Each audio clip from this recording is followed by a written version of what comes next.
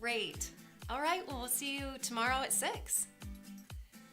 Hi, my name is Shelly, and I am the best BDC person you have ever hired.